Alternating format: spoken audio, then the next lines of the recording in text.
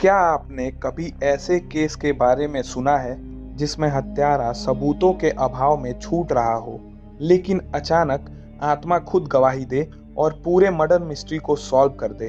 आपको अजीब लग रहा होगा, लेकिन अमेरिका में 1977 में हुए एक मर्डर केस में ऐसा ही कुछ हुआ था। तो नमस्कार दोस्तों, मिस्ट्रोपीडिया के एक नए एपिसोड में आप सबका स्वागत है। कुछ कहानियाँ ऐसी होती हैं जो हैरान करने वाली होती हैं, तो कुछ ऐसी जिनका कोई वजूद नहीं होता, और कई ऐसी भी होती हैं जिनके लिए कानून में कोई जगह नहीं होती, लेकिन हालात ऐसे बनते हैं जिसमें कानून को भी उन चीज़ों के बारे में मानना पड़ता है जो उन्हें दिखाई भी नहीं दे रही हैं, क्योंकि कानून सबूतों के आधार पर चलता है। ऐसे में वो चीज़ या शख्स जिसका कोई वजूद नहीं है, लेकिन जो कानून के लिए सबूत पैदा कर दे, तो उसे कानून को मानना पड़ता है। अमेरिकी पुलिस के इतिहास में एक ऐसा ही केस है, टेरेसीटा बासा का। इस केस को देख रहे जांच अफसरों ने न चाहते हुए भी माना था कि इस मर्डर मिस्ट्री को एक आत्मा ने सुलझाया है। चलिए आपको विस्तार से बताते हैं इस मर्डर मिस्ट्री के बारे में। टेरेसीटा बासा का जन्म फिलीपींस में हुआ था। वह अच्छे घर से ताल्लुक रखती थी। अच्छी परवरिश और शिक्षा हासिल करने के बाद उन्होंने उच्च शिक्षा के लिए अमेरिका जाने का फैसला किया। वह अमेरिका के शिकागो शहर में पहुंचती हैं और वहां म्यूजिक में एमए करने लगती हैं। टेरेसीटा बासा को पियानो बजाने का शौक था, लेकिन धीरे धीरे उन्होंने मेडिकल की पढ़ाई की तरफ भी अपना रुख मोड़ लिया और बाद में वह एक हॉस्पिटल के साथ जुड़ गई। 21 फरवरी 1977 की शाम टेरेसीटा अपने एक दोस्त से फोन पर बात कर रही थी। अचानक उन्होंने अपने उस दोस्त के कॉल को यह कहकर काट दिया कि थोड़ी देर में उनका एक दोस्त आने वाला है।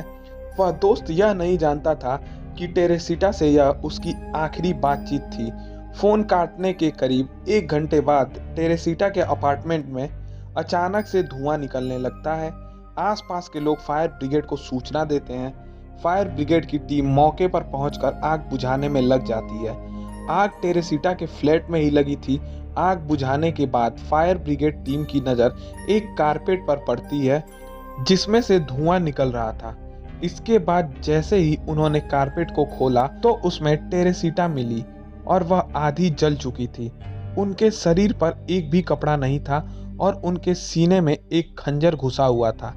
यह देख पुलिस को सूचना दी जाती है। मौके पर पहुंची पुलिस को पहली नज़र में लगता है कि यह मर्डर है, क्योंकि टेरेसीटा के शरीर पर कपड़ा नहीं था। ऐसे में पुलिस को रेप का संदेह भी होता है। कातिल ने सुराग मिटाने के लिए लाश को आग लगा दी थी। टेरेसीटा की पोस्टमार्टम रिपोर्ट से ये पता चलता है कि उनके साथ रेप नहीं हुआ था। पुलिस घर को चेक करती है तो अंदर सारा सामान बिखरा मिलता है। पुलिस अब लूटपाट के इरादे से मर्डर के एंगल पर जाती है। पुलिस टेरेसीटा के पेरेंट्स और उनके दोस्तों से पूछताछ करती है, लेकिन कोई सुराग नहीं मिलता है। एक दिन अचानक पुलिस को टेरेसीटा के फ्लैट की तलाशी के दौरान एक चिट्ठी मिलती है। इस चिट्ठी में लिखा था, get theatre ticket for as.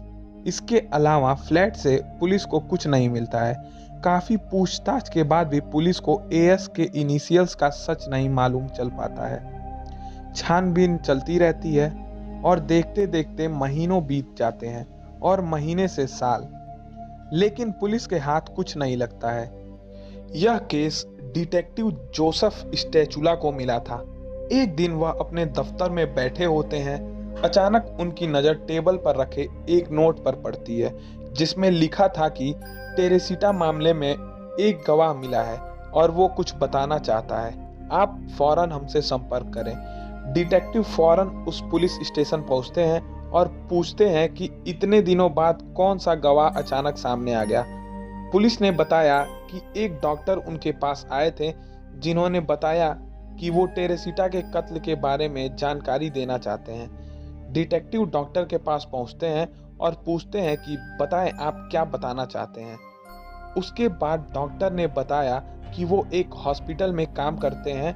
वह टेरेसीटा को नहीं जानते हैं, लेकिन उनकी पत्नी पिछले कुछ दिनों से अजीब अजीब हरकतें कर रही है। वह नींद में बड़बड़ाती है। रात में कई बार बात करते करते उसकी आवाज बदल जाती है। एक दिन मेरी पत्नी सोने के दौरान जोर जोर से मेरा नाम लेकर बात करने लगी। पत्नी तो मेरी थी, लेकिन उसकी आवाज किसी और की थी। मैं उसे देखकर डर गया। उस बीच उसने कहा कि मेरा कत्ल हुआ है और मेरे कातिल का नाम एलन सावरी है और वो मेरे घर टीवी ठीक करने आया था। उसने मुझे मारा और पूरे घर का नक्शा बिगाड़ा ताकि यह लगे कि मामला लूटपाट का है। डॉक्टर ने डिटेक्टिव को बताया कि उसने पत्नी की इस बात को नजरअंदाज कर दिया। उन्हें लगा कि यह महज एक वहम है। डॉक्टर ने बताया कि पत्नी की इस बात को नजरअंदाज करने के अगले ही रोज मामला और ज्यादा गंभीर हो गया।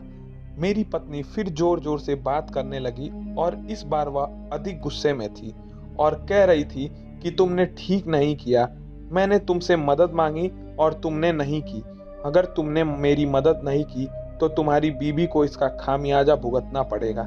इसके बाद उन्होंने हिम्मत करके उससे बात की तो पता चला कि उस महिला का नाम टेरेसीटा है।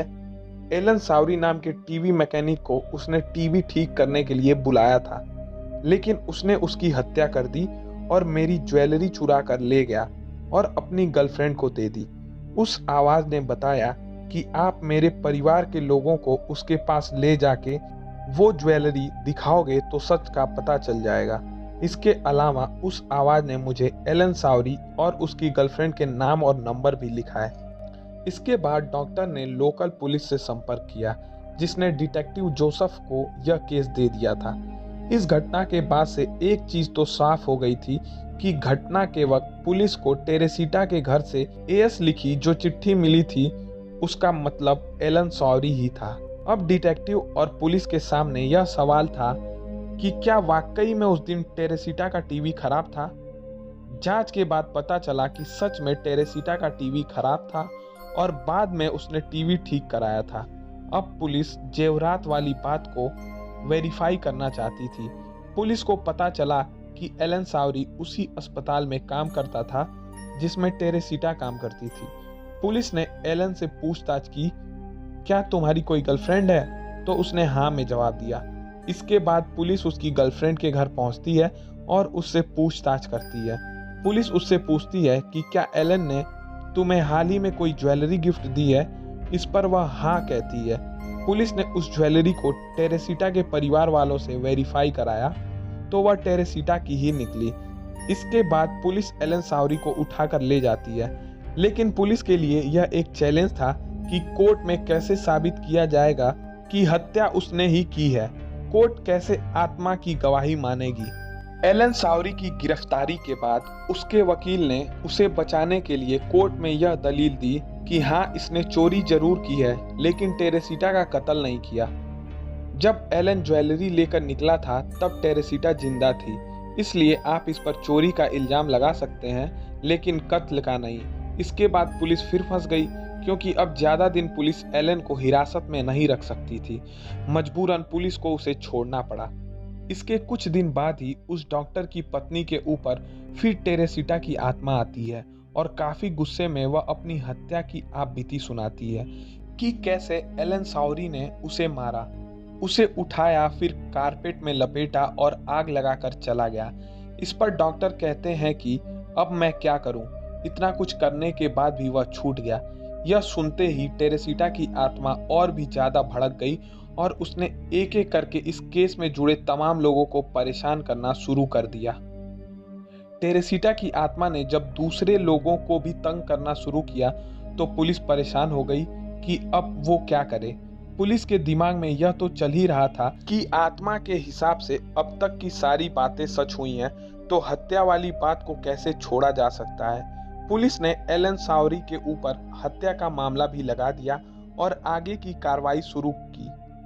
मुकदमा चला, ट्रायल शुरू हुआ, बड़ी बहस हुई, लेकिन इस पर जजों की बेंच बंट गई क्योंकि ये साबित नहीं हो पा रहा था कि कत्ल एलन सावरी ने ही किया है।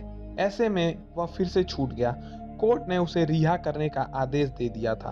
अब एलन सावरी को जेल से आजाद किया जाना था, लेकिन अचानक एलन सावरी बदल गया। उसने डिटेक्टिव और उसके जितने वकील थे उनके सामने कबूला कि टेरेसीटा की हत्या उसने ही की है। एलन साउरी ने उन सबको पूरी कहानी बताई कि किस तरह 21 फरवरी 1977 को टेरेसिटा ने उसे कॉल कर टीवी ठीक करने के लिए बुलाया। उसका टीवी पहले भी कई बार खराब हुआ था। हर बार टेरेसिटा उसे ही बुलाती थी और वह कॉफी पीकर जाता था। 21 फरवरी 1977 को वह रात करीब 8:30 बजे टीवी ठीक करने गया था। उसने आगे बताया कि जब मैं टीवी ठीक करने गया तो मुझे पता था कि टेरेसिटा के घर पर ज्वेलरी है। मैंने उसे चोरी करने की कोशिश की, लेकिन टेरेसिटा ने देख लिया। इसके बाद मैंने उसका गला घोंटा, फिर उसके सीने में खंजर घोंप दिया। मामला रेप का लगे इसलिए मैंने उसके सारे कपड़े उतार दिए और उसकी लाश को एक कारपेट में लपेटकर आग लगा दी। एलन साउरी के कबूलनामे के बाद फिर से ट्रायल शुरू हुआ और एलन साउरी को 20 साल की जेल हो गई। अब आप सोच रहे होंगे कि अचानक एलन साउरी ने हत्या को कबूल क्यों कर लिया। कहा जाता है कि एलन साउरी के कबूलनामे के पीछे भी एक घटना है। पुलिस ने यह जानने की कोशिश की कि आखिर वह अचानक क्यों बदल गया। इस दौरान पता चला कि कोर्ट ने जब एलन साउरी को छोड़ने का आदेश दिया था तो कुछ देर बाद ही टेरेसिटा की आत्मा जेल में उसके पास आई थी और उसे मजबूर किया कि वह अपना जुर्म कबूल कर ले, नहीं तो उसे बुरे परिणाम भुगतने होंगे। इसी डर से एलन साउरी ने अपना जुर्म कबूल लिया। इस घटना के बाद से पुलिस अधिकारियों के कई इंटरव्यू हुए। इनमें उन्होंने माना कि यह दुनिया का पहला ऐसा केस था जिसमें हम कह सकते हैं कि किसी भूत ने इसे सॉल्व किया। शिकागो पुलिस ने इस केस को वॉइस फ्रॉम द ग्रेव नाम दिया था। इसी नाम से 1996 में एक मूवी भी बनी थी। तो ये थी आज की कहानी।